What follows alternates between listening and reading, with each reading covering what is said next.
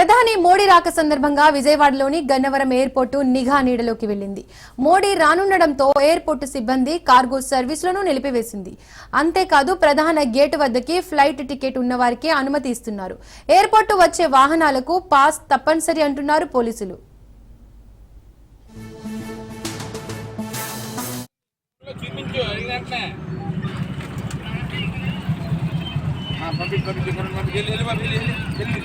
Time అయిపోతే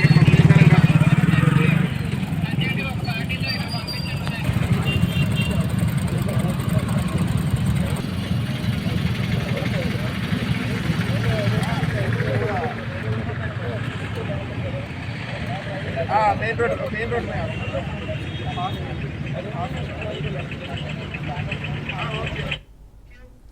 రాజధాని అమరావతిలోని సభాస్థలికి చేరుకున్నారు మంత్రి నారాయణ. దగ్గరుండి సభ ఏర్పాట్లను పరిశీలిస్తున్నారు. 3 ఏళ్లలో ఖచ్చితంగా రాజధాని అమరావతి నిర్మాణం పూర్తి చేస్తామంటున్నారు ఆయన.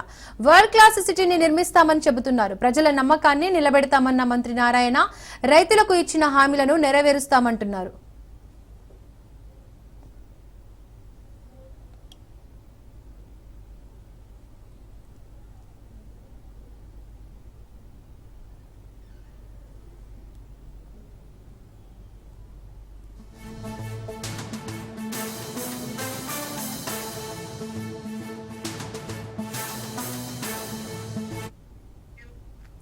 ప్రధాని మోడీ మధ్యాహ్నం ఏపీకి రానున్నారు. రాజధాని అమరావతి పునర్ప్రారంభ పనులకు శ్రీకారం చుట్టనున్నారు.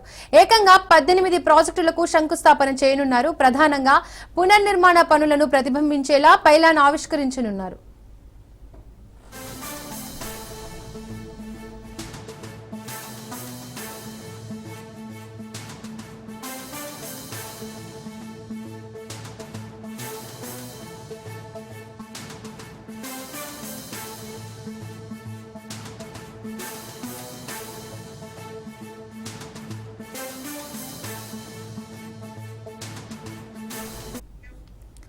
₹57,940 కోట్ల రూపాయలతో రాజధాని పనులు ప్రారంభం కానున్నాయి.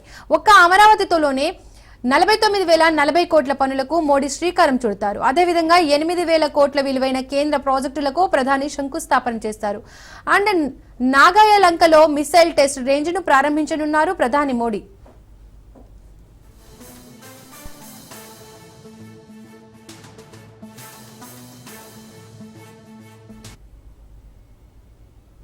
ఇక ఈ అంశానికి సంబంధించి మరిన్ని అప్డేట్స్ మా ప్రతినిధి శ్రీనివాస్ అందిస్తారు. శ్రీనివాస్. దీపిక, ఈరోజు అమరావతి పునర్నిర్మాణ పనులు మరికాసేపట్లో ప్రారంభం కానున్నాయి. ప్రధాని నరేంద్ర మోడీ కార్యక్రమానికి ముఖ్య అతిథిగా రావడంతో పాటు పైలాన్ ద్వారా ఈ కార్యక్రమానికి సంబంధించినటువంటి అమరావతి నిర్మాణ పనులన్నింటినీ కూడా ఒక పైలాన్ ఆవిష్కరించి శంకుస్థాపన కార్యక్రమం జరగనుంది. ఈ కార్యక్రమానికి సంబంధించి రాష్ట్ర ప్రభుత్వం పరంగా చేయాల్సినటువంటి అన్ని ఏర్పాట్లు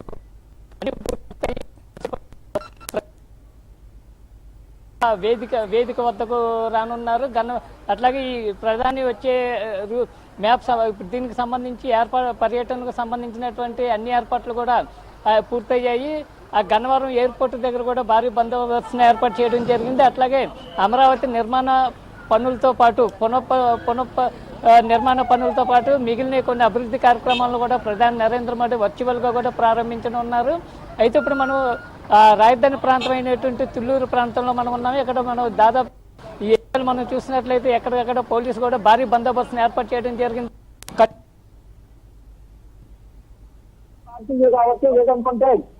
సామాన్య ప్రజలతో పాటు డిఐటీలు, డివిఐటీలు, ఇలా ఎంపీలు, మిగిలిన ప్రజాప్రతినిధులు ఎవరైతే ఉన్నారో వాళ్ళకి కేటాయించినటువంటి పోలీస్ అధికారులు మార్గాల్లోనే వెళ్లేలా పోలీస్ అధికారులు ప్రత్యేక చర్యలు తీసుకుని కూడా హరీష్ కుమార్ గుప్తా ఎప్పటికప్పుడు ఈ కార్యక్రమానికి సంబంధించి కూడా మానిటరింగ్ చేస్తా ఉన్నారు. ప్రస్తుతం మనం ఇక్కడ చూసినట్లయితే అన్ని ఏర్పాటు చేయడం జరిగింది. ఈ పోలీస్ ఉన్నతాధికారులు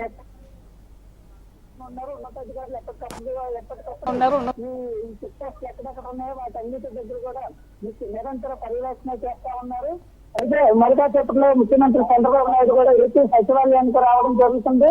అక్కడి నుంచి ఏపీ సచివాలయం నుంచి డైరెక్ట్ గా నేరుగా కూడా అక్కడి నుంచి ఆ ప్రధాన కార్యక్రమం జరిగే అమరావతి నిర్మాణ పనుల శంకుస్థాపన పటావేదిక వద్ద కూడా సీఎం హాజరు కానున్నారు. సీఎం వచ్చిన తర్వాత ఈ నిర్ణీత సమయానికి ప్రైమ్ మినిస్టర్ ఇక్కడికి రానున్న నేపథ్యంలో అతనికి ఘనంగా స్వాగతం పలికేందుకు ఇటు రాజధాని రాజధాని రైతులు కావచ్చు, అట్లాగే తరఫున సీఎంతో పాటు రాష్ట్ర ప్రభుత్వం తరఫున సీఎంతో పాటు ఎన్డీఏ కూటమి నేతలు, అట్లాగే డిప్యూటీ సీఎం పవన్ కళ్యాణ్, అలాగే బీజేపీ నేతలతో పాటు అగ్రనేతలు కూడా ఇక్కడికి రానున్నారు. వీళ్ళందరూ కూడా ప్రధాని నరేంద్ర మోడీకి ఘనంగా స్వాగతం పలకనున్నారు. దీంట్లో ఈ కార్యక్రమంలో భాగంగా ముఖ్యంగా ఏంటంటే గత కొన్నేళ్లుగా కూడా మరుగున పడినటువంటి అమరావతి నిర్మాణ పనుల్లో ఎలాంటి పురోగతి లేకపోగా రైతులను అనేక ఇబ్బందులకు గురి చేయడం జరిగింది. అయితే ఈ ఎన్డీఏ ప్రభుత్వం అధికారంలోకి వచ్చిన తర్వాత కూడా దీనికి సంబంధించి కూడా పూర్తిగా చెక్ పెట్టేందుకు ముందుగా చంద్రబాబు ప్రమాణ స్వీకారం చేసినప్పుడు కానీ ముందుగానే దీనికి సంబంధించి అమరావతి నిర్మాణం పూర్తి చేయాలని వాళ్ళ ఎజెండాలో కూడా ప్రధానంగా పెట్టుకోవడం జరిగింది. అట్లాగే రాష్ట్రంలో అలాగే కేంద్రంలో ఎన్డీఏ ప్రభుత్వం అధికారంలోకి వచ్చిన తర్వాత దీనికి సంబంధించి రాజధాని నిర్మాణానికి అవసరమైనటువంటి అన్ని రకాల నిధులను కూడా ఇక్కడ మొదటి విడతగా విడుదల చేయడం జరిగింది. ఈ నిధులకు సంబంధించినటువంటి ఈ ప్రస్తుతం అయితే సుమారు 40 కోట్లకు పైగా కూడా ఈ నిధులతో తొలుత అంచనా ఈ పనులకు సంబంధించి కూడా ప్రధాని నరేంద్ర మోడీ ఈ పనులను అమరావతి రాజధాని నిర్మాణ పనులకు సంబంధించినటువంటి శంకుస్థాపన కార్యక్రమం ఈ నిధులతో మొదటగా ఫాస్ట్ క్రికెట్ కూడా అనేక చర్యలు తీసుకుంటా ఉన్నారు. అట్లాగే గడిచిన వారం రోజుల నుంచి కూడా మనం చూసినట్లయితే దీనికి సంబంధించి అధికారులు పూర్తిగా ఈ ఏర్పాట్లపైనే పూర్తిగా నిమగ్నమయ్యారు. అలాగే ప్రధాని రాష్ట్రానికి రాను ఈ కార్యక్రమానికి ప్రధానంగా హాజరు కానున్న నేపథ్యంలో అవసరమైనటువంటి అన్ని బందోబస్తు ఏర్పాట్లను కూడా పకడ్బందీగా చేయడం జరుగుతుంది. అట్లాగే ముఖ్యంగా గన్నవరం ఎయిర్పోర్ట్ దగ్గర నుంచి విజయవాడకు వచ్చే మార్గాలన్నింటిలో కూడా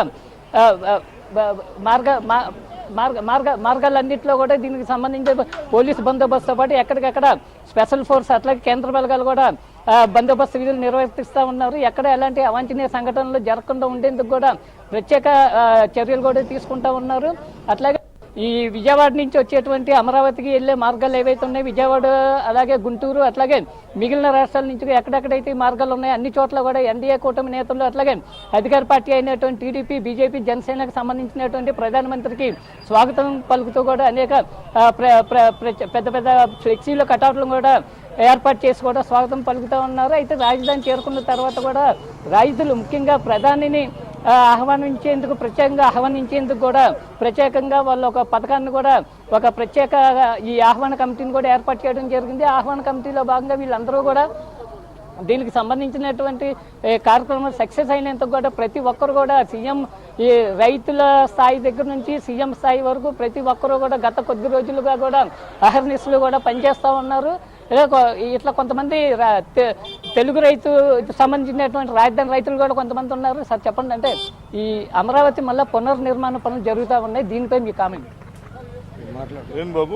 అమరావతి పనులు మళ్ళీ జరుగుతూ ఉన్నాయి, అంటే గత 5 ఏళ్ళలో పనులు ఆగిపోవడం జరిగింది. ఇప్పుడు మళ్ళీ ప్రధాని మీరు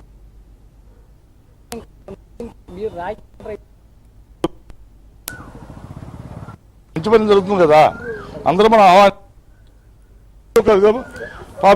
చేతిలో ఉంది. అయితే రైతులు కూడా చాలా హర్షం వ్యక్తం చేస్తున్నటువంటి సందర్భాలు అయితే మనకి ఇక్కడ కనిపిస్తాయి. పోలీస్ అధికారులు కూడా ఎప్పటికప్పుడు కూడా సెక్యూరిటీ విషయంలో కూడా మానిటరింగ్ చేస్తా ఉన్నారు. డీజీపీ ఆఫీస్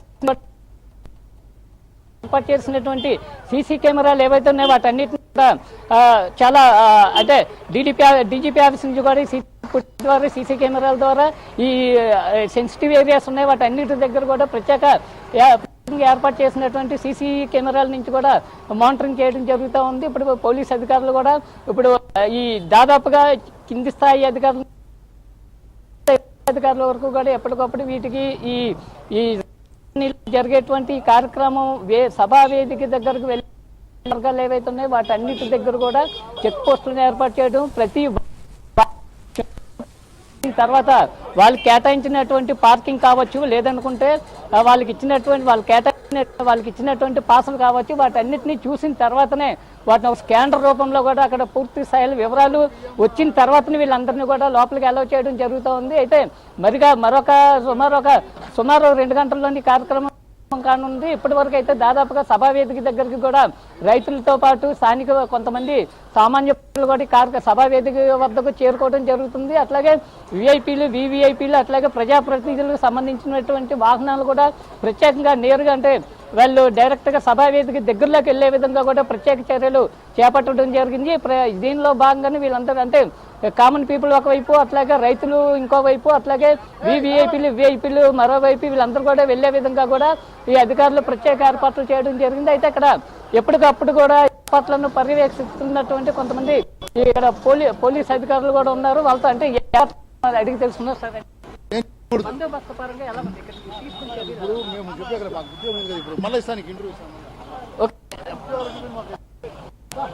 దీని ముఖ్యంగా చాలా వరకు కూడా ఈ ఏర్పాట్లను పరిశీలిస్తా ఉన్నారు. అంటే పై అధికారులు విజిటింగ్ ఉన్న నేపథ్యంలో కూడా ఎక్కడ ఈ కింద స్థాయి అధికారులు కూడా వాళ్ళకి అనుకూలంగానే ఈ విధులు నిర్వర్తించడం, అలాగే విఐపీ కాన్వేలు ఏవైతే ఉన్నాయో వాళ్ళందరూ కూడా చేస్తా ఉన్నారు. ఇప్పుడు మనకు సంబంధించినటువంటి ఈ విఐపీలు కూడా ఇదే మార్గం గుండా కూడా తుళ్ళూరు మీదుగా కూడా సభా వేదిక దగ్గర కూడా వెళ్తా ఉన్నారు. వాహనాన్ని కూడా క్షుణ్ణంగా పరిశీలించిన తర్వాత వాళ్ళు కేటాయించినటువంటి పాసులు ఏవైతే ఉన్నాయో ఆ పాసులను పరిశీలించిన తర్వాతే వీళ్ళని లోపల పంపడం జరుగుతుంది. అట్లాగే సేమ్ టైం కూడా సామాన్య ప్రజలకు కూడా ఏ విధమైన ఇబ్బందులు కలగకుండా ఉండేందుకు కూడా పోలీస్ యంత్రాంగం ప్రత్యేక చర్యలు తీసుకుంటూ ఉంటుంది. మరి కాసేపట్లో ఈ కార్యక్రమం ప్రారంభం కానున్న నేపథ్యంలో ఇప్పటి వరకు అయితే ఎక్కడ ఎలాంటి అవాంఛనీయ సంఘటనలు అయితే చోటు చేసుకోలేదని కూడా చెప్పొచ్చు.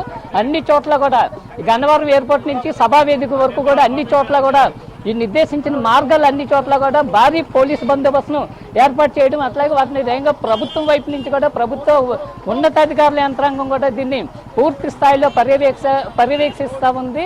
అయితే ఈ కార్యక్రమానికి సంబంధించి కూడా మరి కాసేపట్లో ఈ ఎన్డీఏ కూటమి నేతలు ఎవరెవరు ఉన్నారో బీజేపీ, టీడీపీ, అట్లాగే ఈ జనసేన పార్టీ నేతలు కూడా అంతా సమన్వయంతో ఈ కార్యక్రమాన్ని ప్రధాని నరేంద్ర మోడీ కార్యక్రమాన్ని సక్సెస్ఫుల్గా చేసేందుకు కూడా ఎవరు ప్రయత్నాలు వాళ్ళు చేస్తూ ఉన్నారు. ఏమైనప్పటికీ కూడా మరి కాసేపట్లో ప్రధాని ఈ రాజధాని అమరావతి ప్రాంతాన్ని చేరుకోవడం, పైలాన్ని ఆవిష్కరించడం, అలా కొన్ని అభివృద్ధి కార్యక్రమాలు కూడా ప్రారంభించడం వంటివి కూడా జరుగుతూ ఉన్నాయి. Right Srinivas, thank you.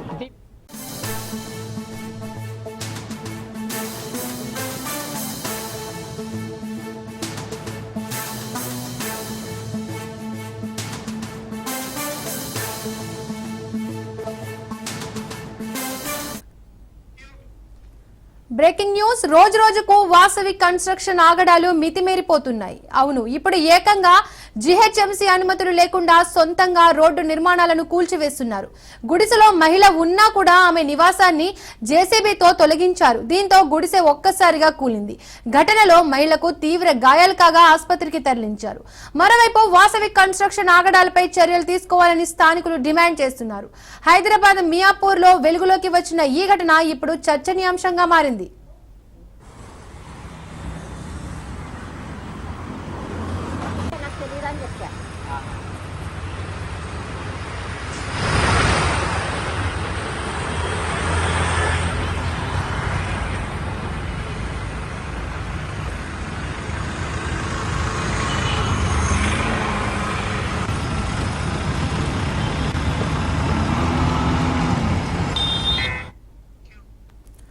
రోజు రోజుకు వాసవి కన్స్ట్రక్షన్ ఆగడాలు మితిమీరిపోతున్నాయి. ఇప్పుడు ఏకంగా జీహెచ్ఎంసీ అనుమతులు లేకుండా సొంతంగా రోడ్డు నిర్మాణాలను కూల్చివేస్తున్నారు.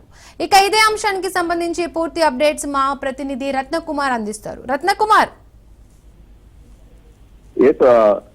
గతంలో సైతం వాసవి కన్స్ట్రక్షన్స్ కు సంబంధించి కొంత ఎవరైతే కస్టమర్లను ఇబ్బందులకు గురి చేసినటువంటి విషయంలో కూడా ఆగడాలు అనేవి వెలుగులోకి వచ్చినటువంటి నేపథ్యంలోనే ఇప్పుడు మరొకసారి మియాపూర్ వాసవి కన్స్ట్రక్షన్ ఆగడాలు అనేవి వెలుగులోకి వచ్చాయి.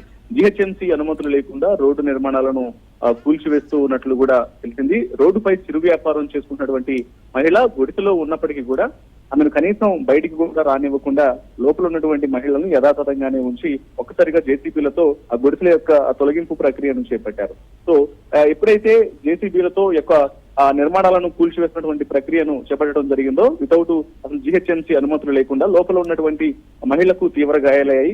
ఆమెను చికిత్స నిమిత్తం ఆసుపత్రికి తరలించడం జరిగింది.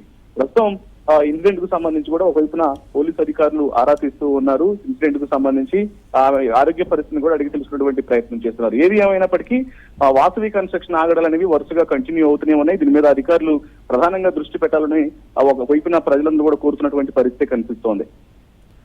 రత్నకుమార్, ఘటనపై జీహెచ్ఎంసీ అధికారులు ఏమైనా స్పందించారా? సో ప్రస్తుతం ఎప్పుడైతే ఇన్సిడెంట్ జరిగిన తర్వాత ప్రస్తుతం జీహెచ్ఎంసీ అధికారులు కూడా ఈ ఇన్సిడెంట్ మీద కూడా ఫోకస్ చేస్తూ ఉన్నారు. అసలు వీళ్ళకి రోడ్డు పక్కన ఉన్నటువంటి నిర్మాణాలు కూల్చివేయడానికి ఎవరు అనుమతి ఇచ్చారు, ఎందుకు ఈ కూల్చివేతల ప్రక్రియ చేపట్టారు అనేది కూడా ప్రస్తుతం తెలుసుకున్నటువంటి ప్రాసెస్ ని కూడా మొదలు పెట్టినట్టు తెలుస్తోంది. అసలు మహిళ గుడిసెలో ఉండగానే జిఎస్ఏబీతో ఎలా తొలగించారు? ఆమెకు ఇంటిమేషన్ అక్కడ చేస్తున్నటువంటి కన్స్ట్రక్షన్స్ లో భాగంగానే పక్కన వాసవి కన్స్ట్రక్షన్ చేస్తున్నటువంటి ఏవైతే నిర్మాణాలకు సంబంధించి అక్కడ రోడ్డు పక్కన ఉన్నటువంటి నిర్మాణాలను కూల్చివేత ప్రక్రియను చేపట్టారు. దీనికి సంబంధించి ఎటువంటి అనుమతులు అనేవి కూడా లేవు అని తెలుస్తోంది.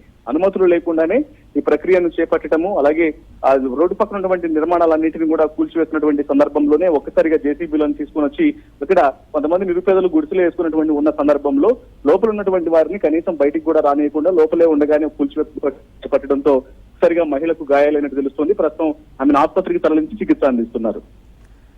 రత్నకుమార్, గుడిసెల కూల్చివేతలపై వాసవి కన్స్ట్రక్షన్ ఏం చెబుతోంది?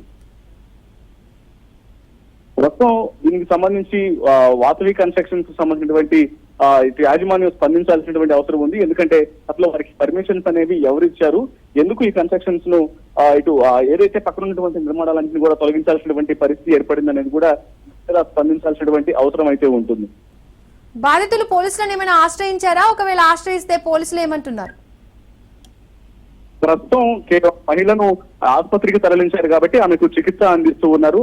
చికిత్స అందిస్తున్నటువంటి ఆ సందర్భంలోనే ఆమె ప్రజెంట్ ఆమె ఆరోగ్య పరిస్థితి కొంత అంటే ఒకవైపు నా కుటుంబ సభ్యులు కూడా ఇన్సిడెంట్ కు సంబంధించి ఆరా తీస్తున్నటువంటి నేపథ్యంలోనూ ఆమె కోలుకున్న తర్వాత ఇమీడియట్ గా దీని మీద స్థానికంగా ఉన్నటువంటి పోలీసులకు కూడా ఫిర్యాదు చేసేటువంటి అవకాశం ఉంది. ఎందుకంటే గతంలో సైతం ఎటువంటి పర్మిట్స్ అనేవి లేకుండానే వాసవి కన్స్ట్రక్షన్ కు సంబంధించినటువంటి యాజమాన్యం కొంతమంది స్వయంగా కన్స్ట్రక్షన్ కు సంబంధించినటువంటి ఎవరైతే కస్టమర్లు ఉంటారో వారిని కూడా ఇబ్బందులకు గురి చేసినటువంటి నేపథ్యంలోనే ఇప్పుడు వరుసగా ఇన్సిడెంట్స్ అనేవి చోటు చేసుకుంటున్నాయి. కాబట్టి వీటి మీద కూడా ప్రధానంగా దృష్టి సారించినటువంటి అవకాశాలు ఉన్నాయి.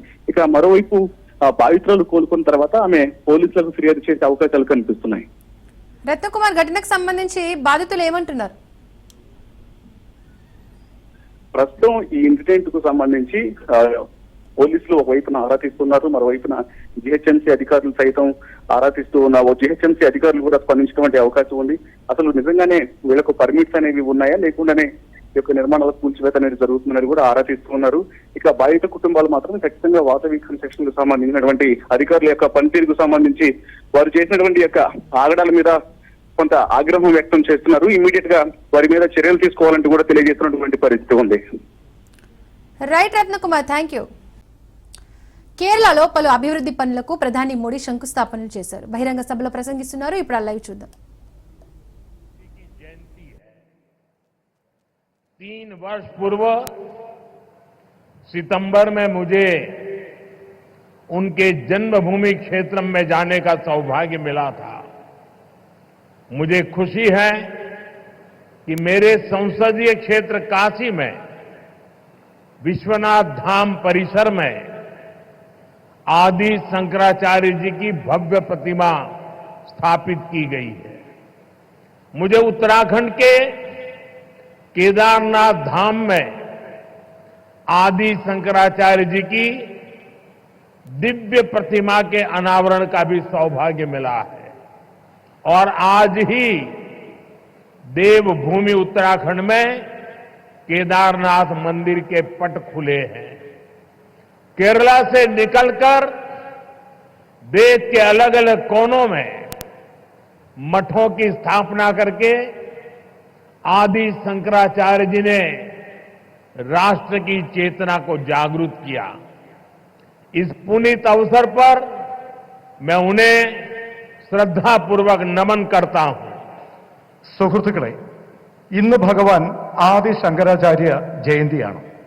3 വർഷങ്ങൾക്ക് മുൻപ് സെപ്റ്റംബറിൽ എനിക്ക് അദ്ദേഹത്തിന്റെ ജന്മഭൂമി ക്ഷേത്രം സന്ദർശിക്കാനുള്ള സൗഭാഗ്യം ലഭിച്ചു.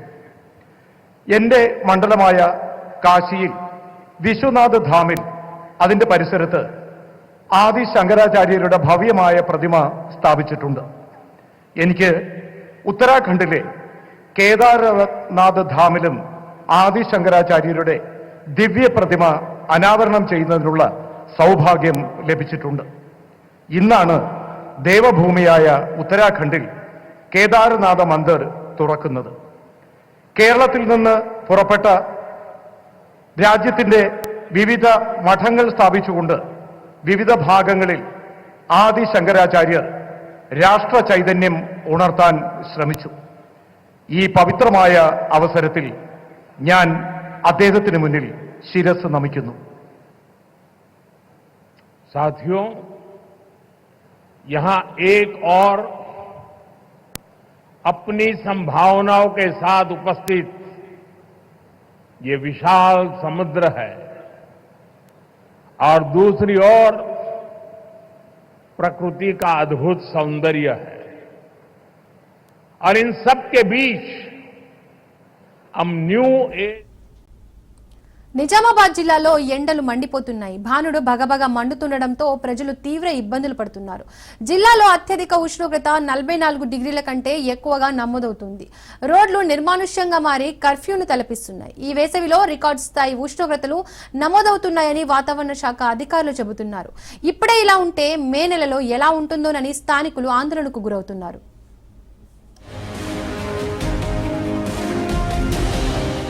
ఉమ్మడి నిజామాబాద్ జిల్లాలో ఎండలు మండుతున్నాయి. బానుడి బగబగకు జనం విలవిలలాడుతున్నారు. ఎన్నడూ లేనంతగా రికార్డు స్థాయి ఉష్ణోగ్రతలు నమోదవుతున్నాయి. రోజు రోజుకు ఉష్ణోగ్రతలు పెరుగుతుండటంతో ప్రజలు అల్లాడిపోతున్నారు. వారం రోజులుగా సగటు ఉష్ణోగ్రత 44 డిగ్రీలకు పైగా నమోదవుతూ వస్తుంది. నిజామాబాద్, కామారెడ్డి జిల్లాలో గరిష్టంగా 44 డిగ్రీలు దాటింది. కనిష్ట ఉష్ణోగ్రత 24 నుంచి 29 వరకు నమోదవుతున్నాయి. ఉదయం 8 గంటల నుంచి ఎండల ప్రభావం తీవ్రమవుతోంది. మధ్యాహ్నం నిప్పుల కులిమిని తలపిస్తోంది. ఇంతటి ఎండవేడిని తట్టుకోవడం చాలా కష్టం.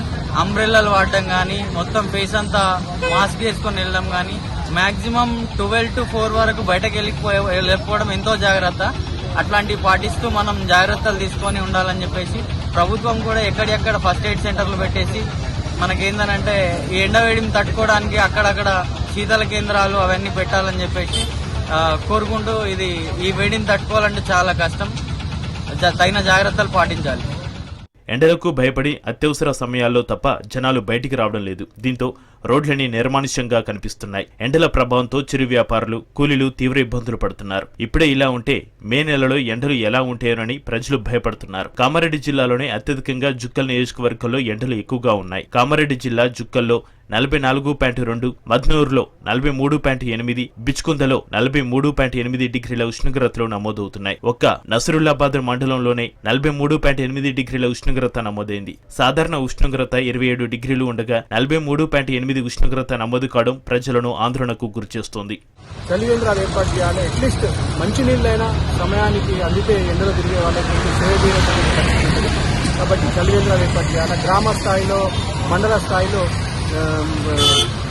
ఫస్ట్ ఎయిడ్కి సంబంధించి అంటే ఎక్కరెచ్చి పడిపోతే, ఎండలో తిరిగి ఎక్కరెచ్చి పడిపోతే, లేకపోతే వడదెబ్బ తాగినప్పుడు ఇమీడియట్గా వాళ్ళకి ట్రీట్మెంట్ చేయడానికి అక్కడక్కడ మండల కేంద్రాల్లో, గ్రామ స్థాయిలో అక్కడక్కడ మెడికల్ క్యాంపులు ఏర్పాటు చేసి అక్కడ దానికి సంబంధించినటువంటి మెడికల్ కిట్లన్నీ అందుబాటులో ఉంచి ఫస్ట్ ఎయిడ్ సక్రమంగా జరిగే విధంగా ప్రభుత్వం చర్యలు తీసుకోవాలి. అత్యవసరమైతే తప్ప జనాలు బయటకు రావద్దని, ఎండలో బయటకు వెళ్లే ప్రజలు అప్రమత్తంగా ఉండాలని వైద్యాధికారులు సూచిస్తున్నారు. మరో 3 రోజుల పాటు వడగాల్పులు వీచే అవకాశం ఉందని వాతావరణ శాఖ తెలిపింది. వడదెబ్బ తగలకుండా వృద్ధులు, పిల్లలు జాగ్రత్తలు పాటించాలంటున్నారు. అనారోగ్యానికి గురికాకుండా కొబ్బరి నీళ్లు, నిమ్మరసం, మజ్జిగ వంటి ద్రవ పదార్థాలను నిత్యం తీసుకోవాలని సూచిస్తున్నారు.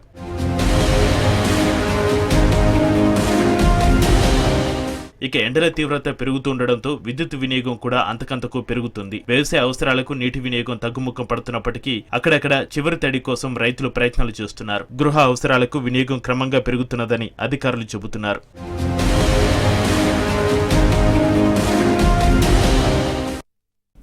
కర్రెగుట్టలపై 11వ రోజు ఆపరేషన్ కొనసాగుతోంది. 2 గుట్టలను బలగాలు స్వాధీనం చేసుకున్నాయి. ఇంకా పదుల సంఖ్యలో కొండలు, సొరంగాలు ఉన్నాయి. కూంబింగ్కు అనుకూలంగా లేకపోవడంతో జవాన్లకు పెను సవాల్గా ఆపరేషన్ మారింది. హెలికాప్టర్లు, డ్రోన్లపైనే బలగాలు ఆధారపడ్డాయి. సేఫ్ జోన్లోకి మావోయిస్టులు వెళ్లారని ప్రచారం జరుగుతోంది. హెలికాప్టర్ల నుంచి ఫ్లాష్ బాంబులతో బలగాలు దాడి చేస్తున్నాయి. కర్రెగుట్టలో బేస్ క్యాంపుల ఏర్పాటుకు బలగాలు యత్నిస్తున్నట్టుగా తెలుస్తోంది.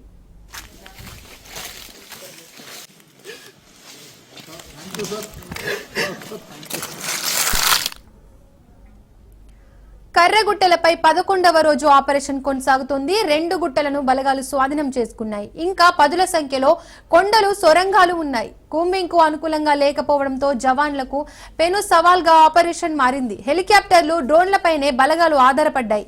సేఫ్ జోన్లోకి మావోయిస్టులు వెళ్లారని ప్రచారం జరుగుతోంది. హెలికాప్టర్ల నుంచి ఫ్లాష్ బాంబులతో బలగాలు దాడి చేస్తున్నాయి. కర్రెగుట్టలో బేస్ క్యాంపుల ఏర్పాటుకు బలగాలు యత్నిస్తున్నట్లుగా తెలుస్తోంది.